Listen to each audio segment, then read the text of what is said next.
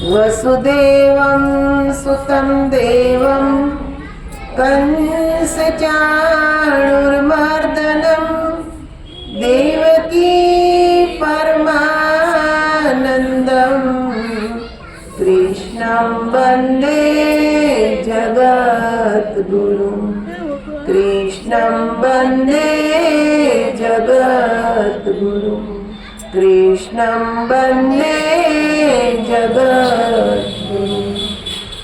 बोल श्री सद्गुरुदेव महाराज की जय। जगत जननी श्री माता जी की जय। हृदय सम्राट श्री भोले जी महाराज की जय। परमाराध्य श्री मंगला माता जी की जय। कृष्ण कन्हैया लाल की जय। उमापति महादेव की जय। सियावर रामचंद्र भगवान की जय। सनातन धर्म की जय।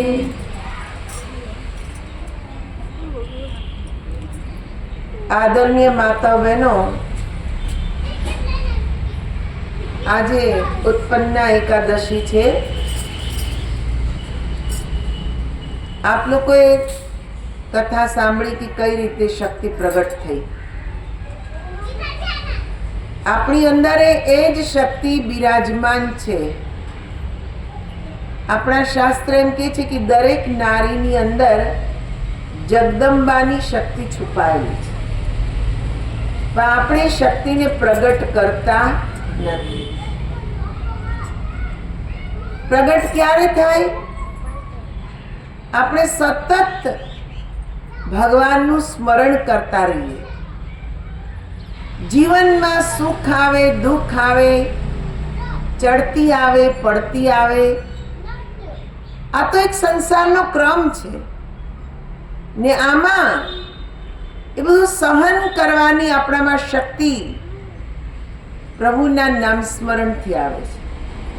ને જેમ જેમ સહન શક્તિ વધે એમ એમ અંદરથી આધ્યાત્મિક શક્તિ પણ પ્રગટ થાય ને એ જ આપણને પરમાત્મા સુધી લઈ જાય છે। તમે જો કુંતામાએ શું માંગ્યું ભગવાન પાસે? દુઃખ।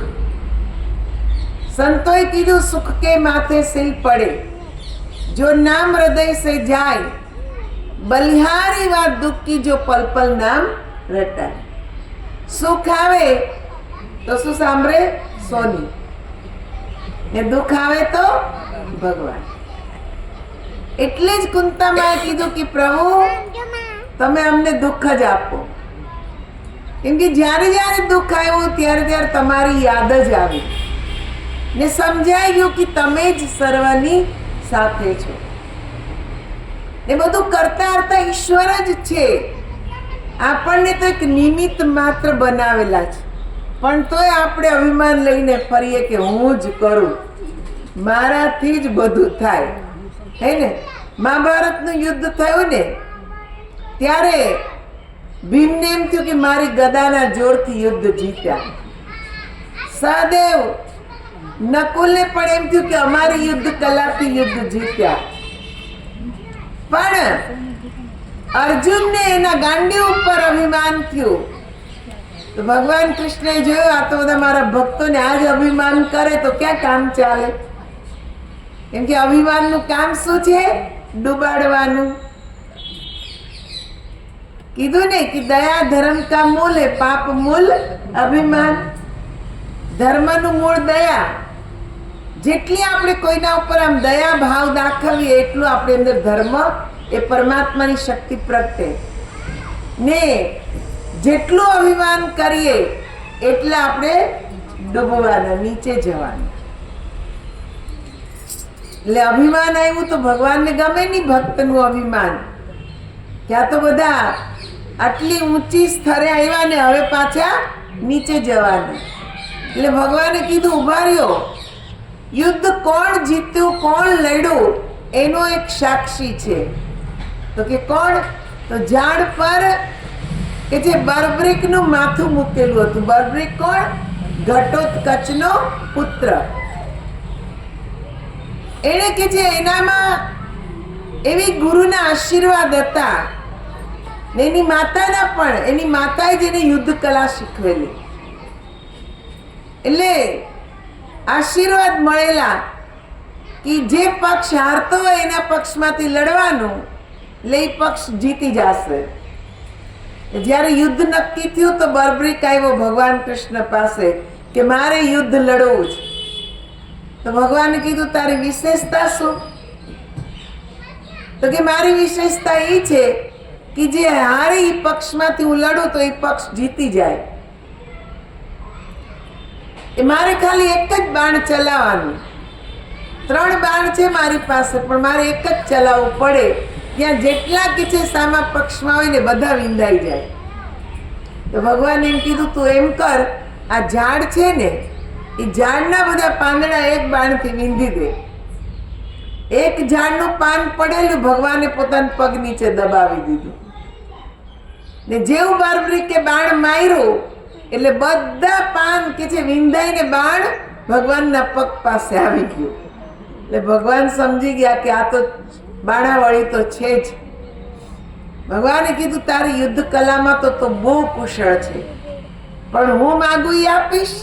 તો કે હા, હું તો તમને જે માગો એ આપીશ. તો કે બસ તું તારું માથું મને આપી દે.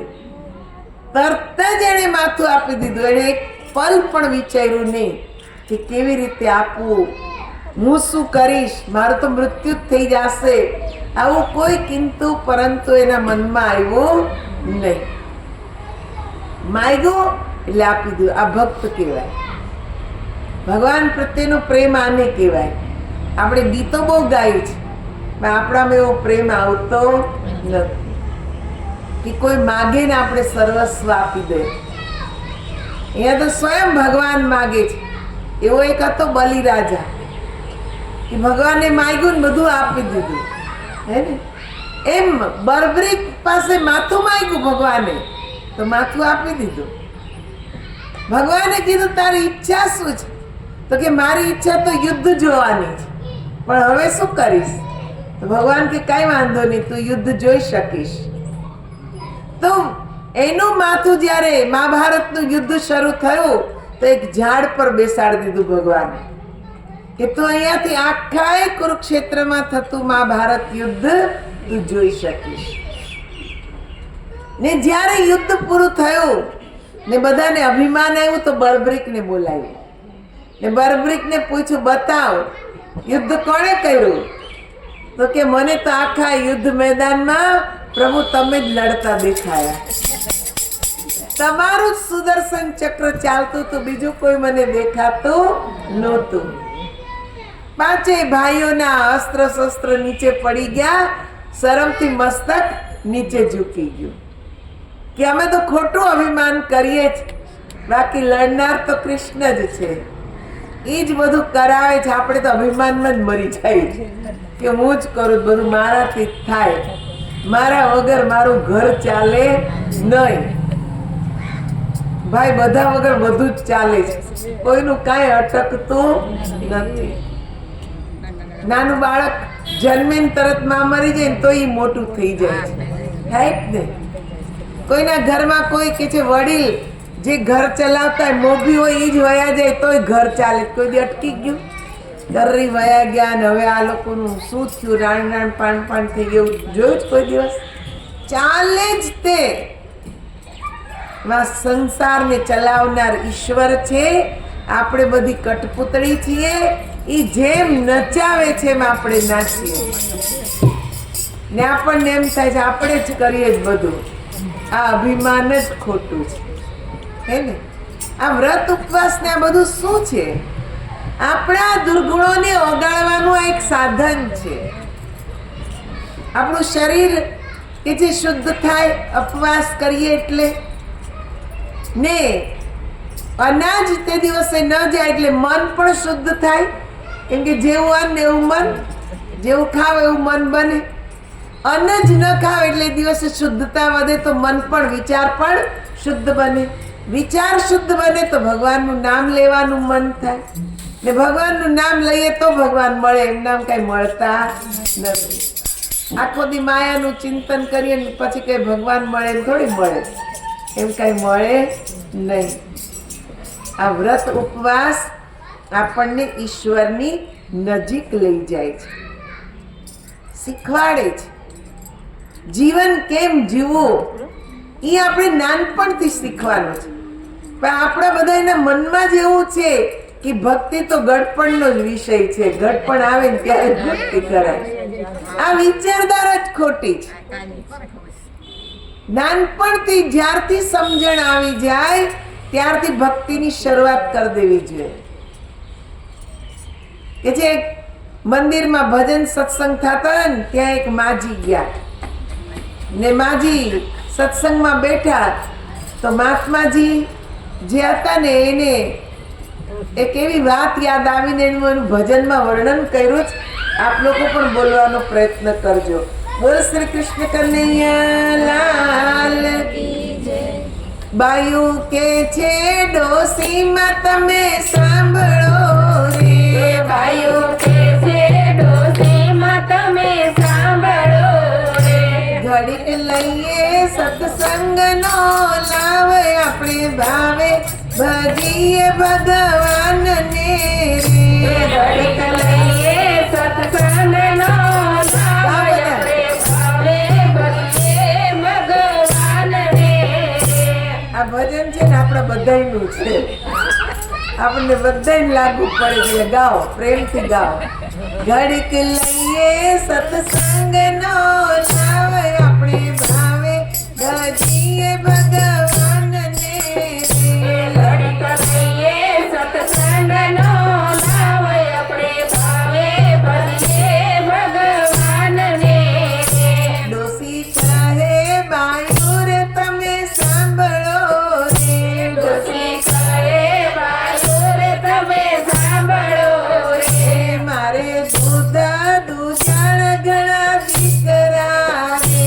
મારે દૂધાણ ઘણા દીકરા રે. ખેતીવાડી ઘોડીને ઘર બાર ક્યારે લઈએ તે નામ ભગવાનના રે. ખેતીવાડી ઘોડીને દરબાર કેમ લઈએ ભગવાનના નામને રે. મારા મોટા મનુને પરણાવવો રે. મારે મોટા માનુને પરણાવવો રે. નાના મોહનની કરવી સગાઈ ક્યારે લઈએ તે નામ ભગવાનના રે. નાના મોહનની કરવી સગાઈ ક્યારે લઈએ તે નામ ભગવાનના રે. મારે મોંઘી ના વાળવા આણલા રે. મારે મોંઘી ના વાળવા રે. નાની જીવી ના દેવા કન્યા દાન ક્યારે લઈએ તે નામ ભગવાનના રે. નાને જીવી ના દેવા કન્યા દાન ક્યારે લઈએ તે નામ ભગવાનના રે. એમ કરતા તે યમુના તેડા આવ્યા રે. એમ કરતા તે યમુના તેડા આવ્યા રે. ત્યાં તો ઓય મને ઓય બાપા થાય ત્યારે લઈએ તે નામ ભગવાનના રે.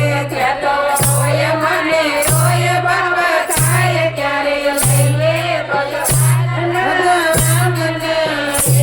એવું જાણીને બેનું તમે ચેતજો રે. એવું જાણીને બેનો તમે ચેતજો રે.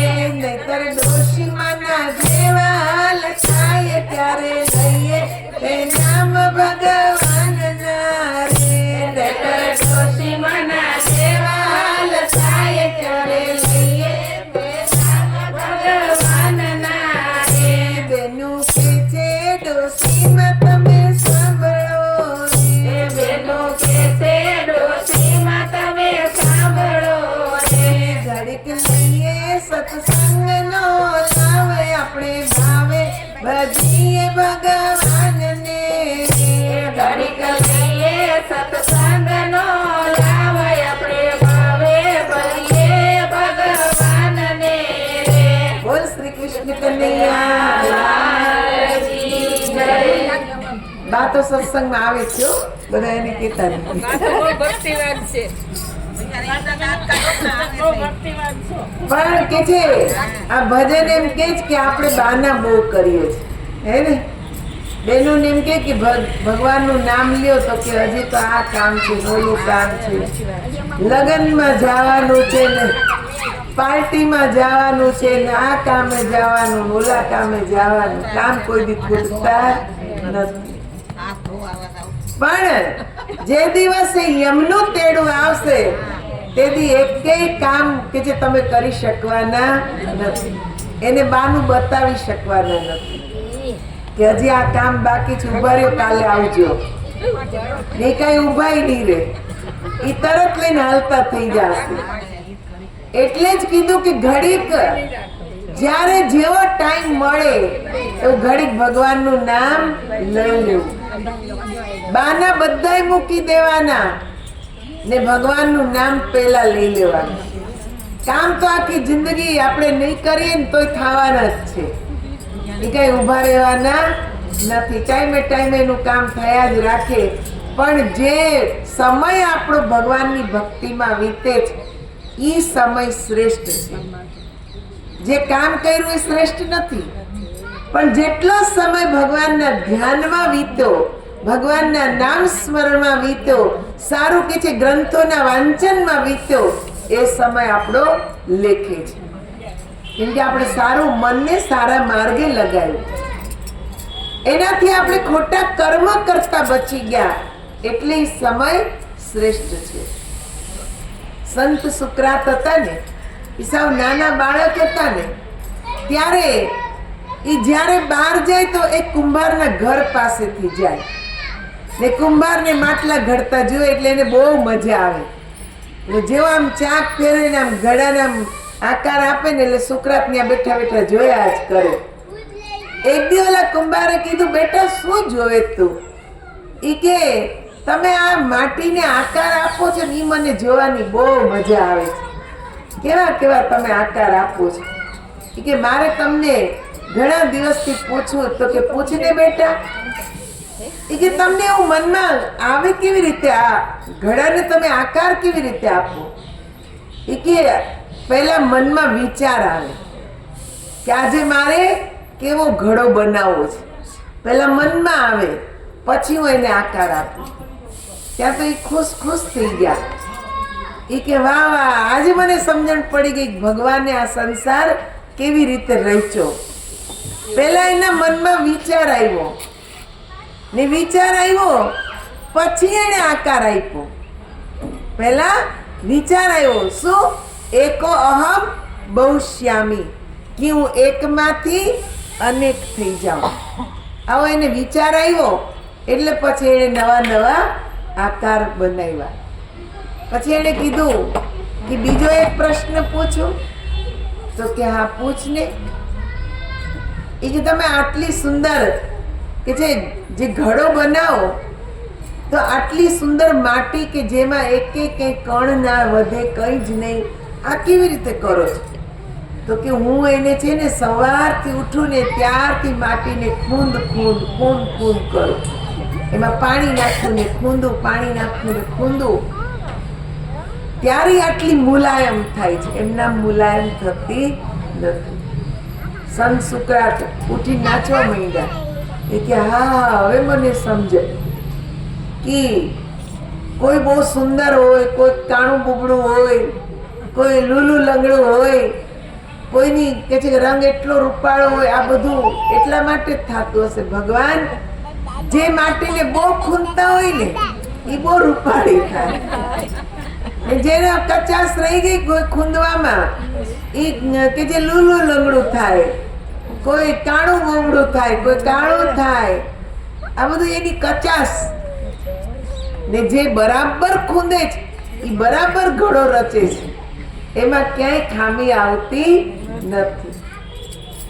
હવે મને સમજાઈ ગયું કે આ સંસાર કેવી રીતે બન્યો. આપણે આવા જ છીએ બધા. આ બધા માટીના ઘડા પરમાત્માએ જ રચ્યા છે. એને જેવા જેવા મનમાં વિચાર આવ્યા, જેવી માટી ખૂંદી એવા કે જે આપણને બનાવી દે. 5 તત્વથી તો આપણે બનેલા છીએ. माटी कहे कुम्हार से तू क्यों रोंदे मोय, एक दिन ऐसा आएगा मैं रोंदूंगी तोय। माटी कुंभारने કે તું મને બહુ ખૂંદે જ ને, પણ એક દિવસ એવો આવશે કે તું જ મારામાં ખૂંદાઈ જઈશ, હે ને? મૃત્યુ આવે, અગ્નિ સંસ્કાર થાય એટલે પાછા આપણે માટીમાં માટી મળી ગયા, આપણું અસ્તિત્વ રહેતું નથી. તમે હમણાં હું હરિદ્વાર જઈને આવી, ગંગા ઘાટે તમે જો ને તો એક બાજુ બધા સ્નાન કરતા હોય, તો એક બાજુ કે છે મળદા બળતા હોય, એમાં કે છે અડધું બળે ના બળે ને વહાવી દે, એટલે હજારો લોકો સ્નાન કરે ને હજારો મળદા એમાં વહ્યા રાખે છે. કોઈને માછલા ખાઈ જાય, કોઈને કોઈ ખાઈ જાય, નામ નામ શરીર પૂરું થઈ જાય છે. થોડુંક રાખ બની ગયું તો થોડુંક કે છે માછલાના મોઢામાં ગયું, ક્યાંક કે છે કોઈક અસ્થિ કાદવમાં કે છે ખૂપાઈ ગઈ, પણ મળે છે તો માટીમાં છે. તો આપણું અસ્તિત્વ શું છે? કાંઈ જ નથી. જ્યાં સુધી આ શરીરમાં પ્રાણ છે ત્યાં સુધી જ આપણી વેલ્યુ છે. પ્રાણ નીકળી ગયો એટલે આપણી કોઈ વેલ્યુ નથી, ને એનું આપણે અભિમાન કરીએ છીએ કે હું કાંઈક છું. અરે ભાઈ, તું માટી જ છે, કાંઈ નથી. જે છે એ અંદર પ્રાણ છે, આત્મા છે, એને સમજવાનો જ. એટલે લાઓ ત્સે હતા ને, લાઓ ત્સે એકવાર એમના શિષ્યો સાથે જંગલમાં ગયા. જંગલમાં એને જોયું તો જંગલ કપાતું હતું, નાના મોટા બધા ઝાડ કે છે સુતાર લોકો એને કાપી રહ્યા હતા. પણ એક મોટું કે છે ઝાડ 11 કિલોમીટર સુધી ચારે તરફ એની છાયા ફેલાય એવડું મોટું ઝાડ, એને કોઈ કાપતો નથી. એની નીચે હજારો કે છે લોકો આરામ કરી રહ્યા છે, રથને કે છે ત્યાં પાર્ક કરેલા છે. ત્યારે લાઓ ત્સે એક સુતારને જઈને પૂછ્યું, બળઈને, કે આ બધા ઝાડ કાપી નાખ્યા, પણ આ ઝાડ કેમ નથી કાપતા? આ તો એવું લાગે કે કેટલા વર્ષોથી અહીંયા ઊભું હશે. તો કે તમે જોયું એને કેટલી ડાળીઓ નીકળેલી છે ચારે તરફ, કેટલું વાંકું ચૂકું છે. આવું ઝાડ કાપીને ફાયદો શું? એના પાંદડા તમે જો તો એના પાંદડા ક્યાંય કામ આવે નહીં.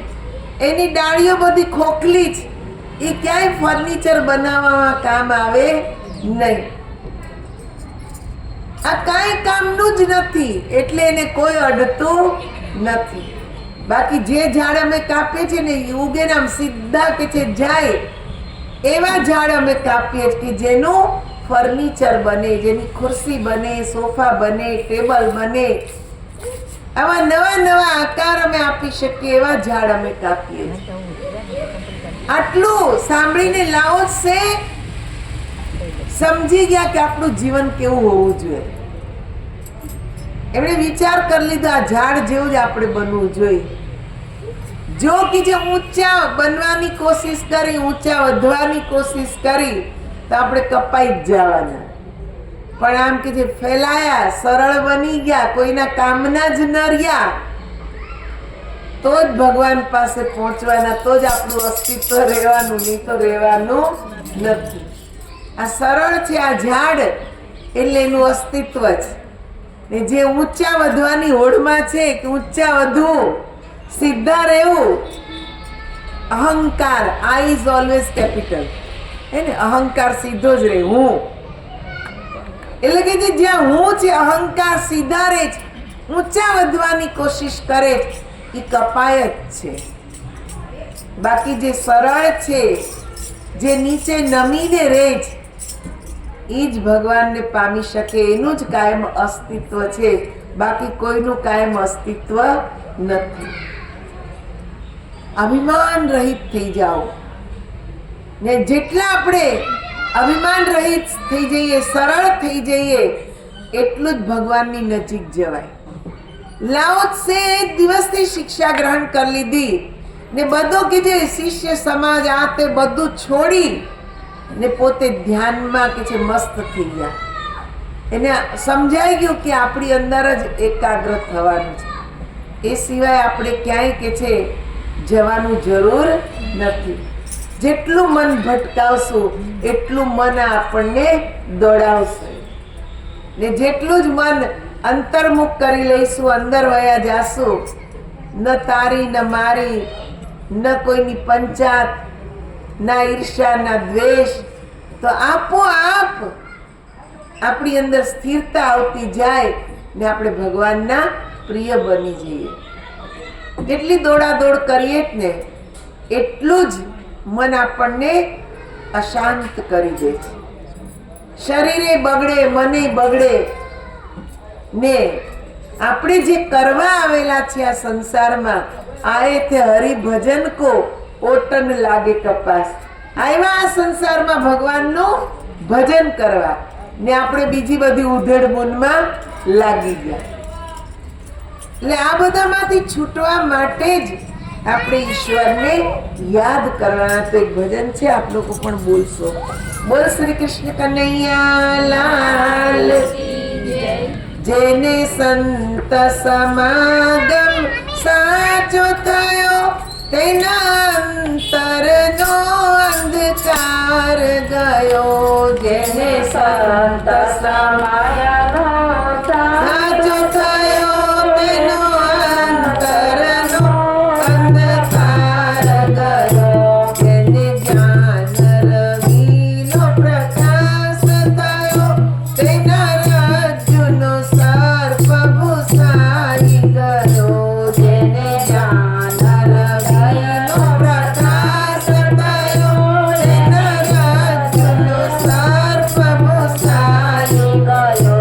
જે જ્ઞાન ગંગામાં ડૂબી ગયો, જે જ્ઞાન ગંગામાં ડૂબી ગયો, તેનો ભવ જળ સિંધુ સુકાઈ ગયો. તેનો ભવ જળ સિંધુ સુકાઈ ગયો. જેને ઘટમઠ ભાંગીને ભૂખો થયો, પછી આપમાં આપ સમાઈ ગયો. જેને ઘટમઠ ભાંગીને ભૂખો થયો, પછી આપમાં આપ સમાઈ ગયો. જેને સંત સમાગમ સાચો થયો, તેના અંતરનો અંધકાર ગયો. જેને સંત સમાગમ સાચો થયો, તેના અંતરમાં અંધકાર ગયો. જેને બકરાપણાનો બોધ થયો, જેને બકરાપણાનો બોધ થયો, પછી કેવળ કેસરી સિંહ રહ્યો. પછી કેવળ કેસરી સિંહ રહ્યો. કે સપ્તમાહી ગાયન થયો, સ્વરૂપ જાગે તો સંસાર ગયો. જે સપ્તમાહી ગાયન થયો, સ્વરૂપ જાગે તો સંસાર ગયો. એ દયાળુ નથી નાનો કે મોટો, એ દયાળુ નથી નાનો કે મોટો, એ કાયમ એક જ રૂપ રહેતો. એ કાયમ એક જ રૂપ રહેતો. જેને સંત સમાગમ સાચો થયો, તેના અંતરનો અંધકાર ગયો. જેને સંત સમાગમ સાચો થયો, તેના અંતરનો અંધકાર ગયો. તેના અંતરનો અંધકાર ગયો. તેના અંતરનો અંધકાર ગયો. બોલ શ્રી કૃષ્ણ કનૈયા લાલ કી જય. તો શું કીધું? જેને સંત સમાગમ સાચો થયો, તેના અંતરનો અંધકાર ગયો. સાચો સંત સમાગમ થાય, સાચા સંત મળે. ઈ જ આપણા અંતરનો અંધકાર દૂર કરે. નકલી સંતોની વાત કરી નથી.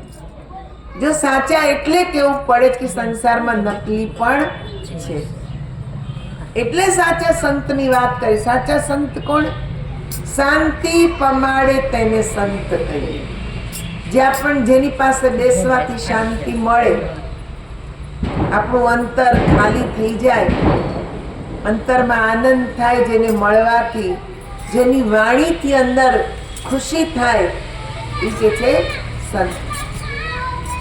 મોહ માયાથી પરે, તારા મારાથી પરે, આ એના ગુણ લક્ષણ છે. એવા કે જે આપણને મળવા જોઈએ કે જેની સમદ્રષ્ટિ છે, દરેકમાં સરખો ભાવ છે, એવા આપણને સંત મળવા જોઈએ. એ પણ શું કીધું? સંત કોણ? ખાલી ભગવા વસ્ત્ર પહેરી લીધા એટલે સંત નહીં, પણ સંતનો અર્થ જ થાય જેને સત્યની ઓળખાણ થઈ ગઈ છે. એવું સત્ય જેનો ક્યારે અંત નથી આવતો, એવા સત્યની જેને ઓળખાણ થઈ ગઈ છે, એનામાં જ ગુણ પ્રગટ થાય છે. ને એનો સંગ કરવાથી આપણું જીવન ઉજ્જવળ બને. તો કે એવા સંત મળે તો અંતરનો અંધકાર જાય. જેને જ્ઞાન રવિનો પ્રકાશ થયો, તેનો રજ્જુનો સર્પ ભૂસાઈ ગયો. જ્ઞાન રવિ જેમ સૂર્યોદય થાય ને આખા જગતનો અંધકાર દૂર થઈ જાય ને. તમે જો કે રાત્રે ચંદ્રમા ઉગે, હજારો આકાશમાં તારા હોય છે, હે ને? આખા જંગલોમાં અગ્નિ પ્રગટાવી દેવામાં આવે તો રાત્રિનો અંધકાર જાય? ના જાય. પણ જેવો સૂર્યોદય થાય એટલે આપોઆપ આખા જગતમાં પ્રકાશ થઈ જાય.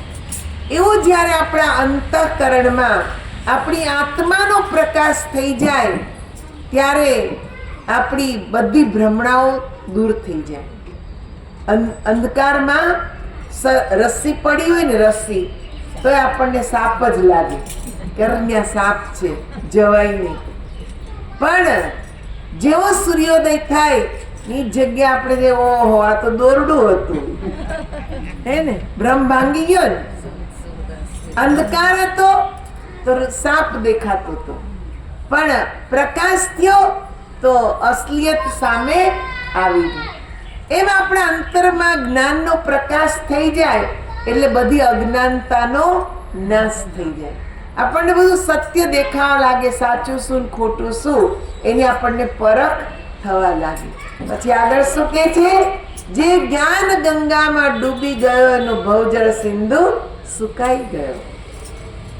જ્ઞાન રૂપી ગંગા, બહારની ગંગામાં તો 1000 લોકો ડૂબકી મારે, પણ તોય કોઈ પાપ કે જે પાપમાંથી મુક્ત થતા નથી. આમ ગંગામાં ડૂબકી મારવાથી પાપ ધોવાતા હોય તો રોજ કેટલાય ખૂન કરીને એમાં ધોઈ નાખે, પછી એને સજા જ ન થાય, મુક્તિ થઈ જાય. થાય જ નથી થતી. આપણે ખુદ ગંગામાં ડૂબકી મારી આવીએ પણ આપણા દુર્ગુણ જાય જ, આપણને ખબર જ પડે કે હજી આપણામાં પડેલું જ છે, કાંઈ ગયું નથી. પણ જ્ઞાન ગંગા જ્યારે સદગુરુ આપણી અંદર એ આત્મજ્યોતિ પ્રજ્વલિત કરી દે એટલે આપણી અંદરથી આપણા અવગુણો આપોઆપ દૂર થવા લાગે. અંદરથી દયાભાવ આપોઆપ પ્રગટે. કોઈને કડવું વેણ કેવું હોય ને તોય અંદરથી આત્મા એમ કે ના ના કહીશ નહીં, હોય એને દુઃખ લાગશે, હે ને? તરત દયા આવે. કોઈ ભૂખ્યું હોય તરત અંદરથી એમ થાય લાવું એને ભોજન કરાવું, વસ્ત્ર નથી લાવું એને હું વસ્ત્ર દઉં. અંદરથી ઓટોમેટિક ભાવ જાગે છે, કેમ કે જ્ઞાન ગંગા અંદર પ્રગટ થઈ ગઈ છે ને એના દ્વારા બધા દુર્ગુણોમાંથી મુક્ત થવાય છે. એટલે જ્ઞાન પ્રાપ્ત કરવાની જરૂર છે, એટલે જ સદગુરુ પાસે જવાની જરૂર કે જે આપણી આત્માને ઓળખાવી દે. આગળ શું કહે છે? જેનો ઘટમઠ ભાંગીને ભૂકો થયો પછી આત્મા આપ સમાઈ ગયો. ઘટમઠ એટલે શું? આ ઘડો હોય ને, ઘડો. આપણને એમ થાય કે આમાં આકાશ છે ને આટલું જ છે, આપણી અજ્ઞાનતા. ઘડામાં આકાશ છે પણ આપણને એમ થાય કે આટલું જ આકાશ છે. પણ એ ઘડો જો તૂટી જાય ને તો આખું સંસાર એને આકાશમય લાગે છે. એમાં આપણે એવી ભ્રમણામાં જીવીએ કે આપણે જ સર્વશ્રેષ્ઠ છીએ.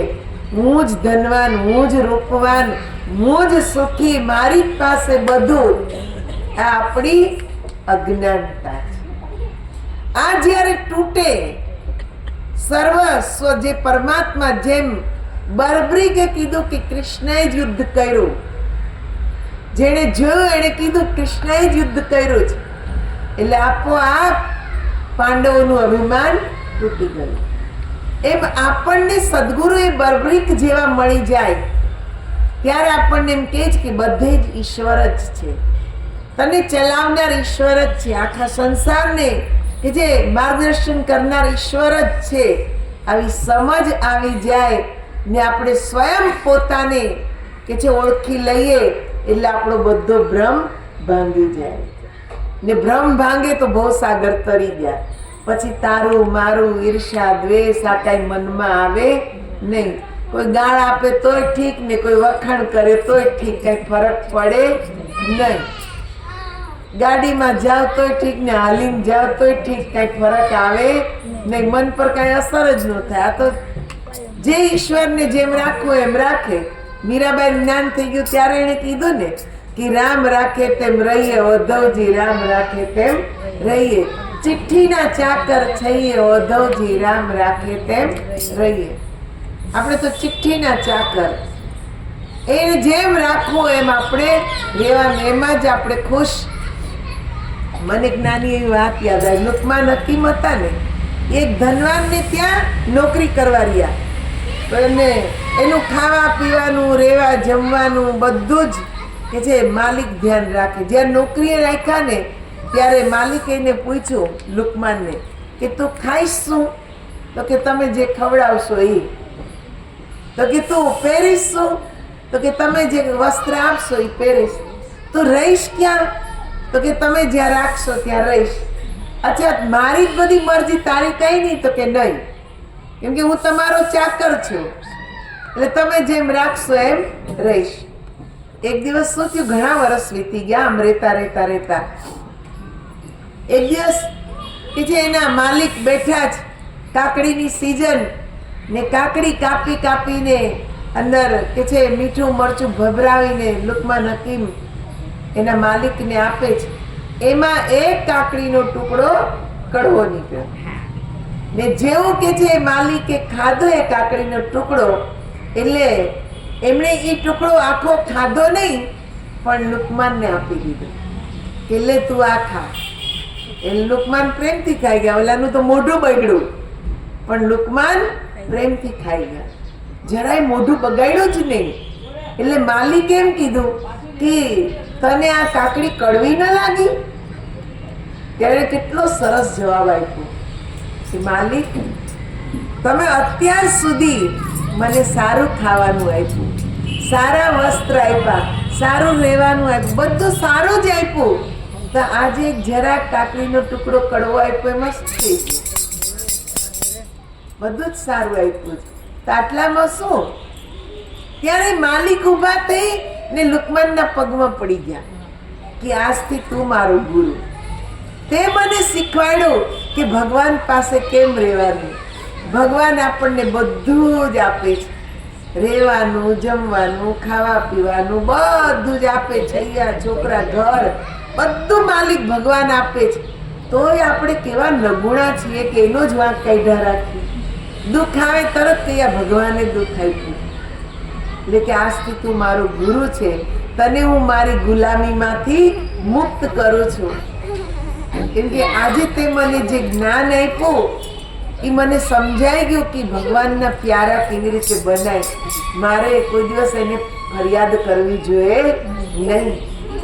આજે હું સમજી ગયો કે જીવન કેવું હોવું છે. તો આવું નિર્મળ જીવન આપણે જ્યારે જીવીએ ને ત્યારે કહેવાય કે આપણે ભગવાનના ભક્ત છીએ. કોઈ ફરિયાદ જ નહીં ભગવાન પાસે. એ આપણને બધું આપે છે, એના જેવા જ કે છે જેવા ગાય એવા પ્રેમથી ગુણ ગાવા. જેટલા ગવાય એટલા, પણ પ્રેમથી ગુણ ગાવા, પણ કોઈ દી કમ્પ્લેન કરવી નહીં. ભગવાનને કેવું નહીં કે તે આમ કર્યું ને ફલાણું કર્યું ને ઢીકણું કર્યું. એ જે કરે છે એ આપણા માટે સારું જ કરે છે, આપણા હિતમાં જ કરે છે. સવારમાં ઉઠીને રોજ ઉઠીને બોલો કે હે પ્રભુ તમારો ખૂબ ખૂબ આભાર, અત્યારે મને તમે પ્રેમથી જગાડ્યો. હે પ્રભુ તમારો ખૂબ ખૂબ આભાર કે તમે મને લેવા શ્વાસ આપ્યા, તમે મને જગાડ્યો, તમે મને ખાવાનું આપ્યું. તમારી કૃપાથી હું બહુ ભાગશાળી છું. આવું કે છે સવારમાં ઉઠીને એના ગુણ ગાઓ. તમે જો આખો દિવસ તમારો કેટલો સારો જાય છે, તમને ક્યાંય કોઈનામાંય કમી દેખાશે નહીં. સવારમાં ઉઠીને એના ગુણ ગાવા, એનો આભાર માનવો, એટલે આપણો દિવસ આનંદમાં વીતે. આ શબ્દોની સાથે જ જે શ્રવણ કર્યું એના ઉપર મનન વિચાર કરશો. આવતા શનિવારે પણ આપણે મળીને પ્રભુના ગુણ ગાશું. હવે થોડોક શિયાળાનો સમય આવી ગયો એટલે વહેલા આપણે થોડોક સત્સંગ કરીએ 3 થી 5 વાગ્યા સુધી, તો સમયસર આવીને સત્સંગથી લાભ ઉઠાવશો. બોલ શ્રી કૃષ્ણ કનૈયા લાલ કી જય, ઉમાપતિ મહાદેવ કી જય, સિયાવર રામચંદ્ર ભગવાન કી જય. તમને પણ ઈચ્છા થાય તમે તમારે ઘરમાં પણ સત્સંગ કરાવી શકો છો.